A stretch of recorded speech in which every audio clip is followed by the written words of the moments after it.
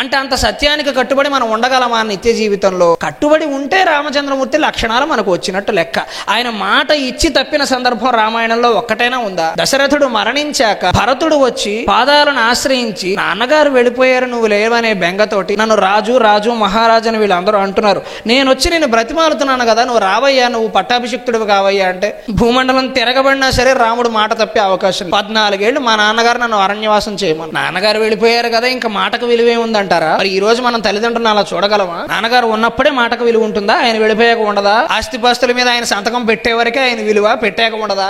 ఆలోచించాలి. మరి రామచంద్రమూర్తిని చూసి దశరథుడు మరణించారు కదా, అడిగేవారు ఎవరు? వదిలేయొచ్చును కదా. సరే జరిగింది ఏదో జరిగింది, భరతుడే నేరుగా బ్రతిమాలుతున్నాడు. ఇంత రాజకీయం చేసిన కైకేయి కూడా వచ్చి ఏదో నా బుద్ధి కట్టి తీరి అలా చేశాను రావయ్యా ఇంటికి అంటే రామచంద్రమూర్తి అమ్మ నిన్ను అగౌరవపరచడం నా ఉద్దేశం కాదు, కానీ దశరథ మహారాజుకు నేను మాటిచ్చాను 14 ఏళ్ళు ఉంటాను, ప్రాణం పోయినా సరే 14 ఏళ్ల తర్వాతనే వస్తాను.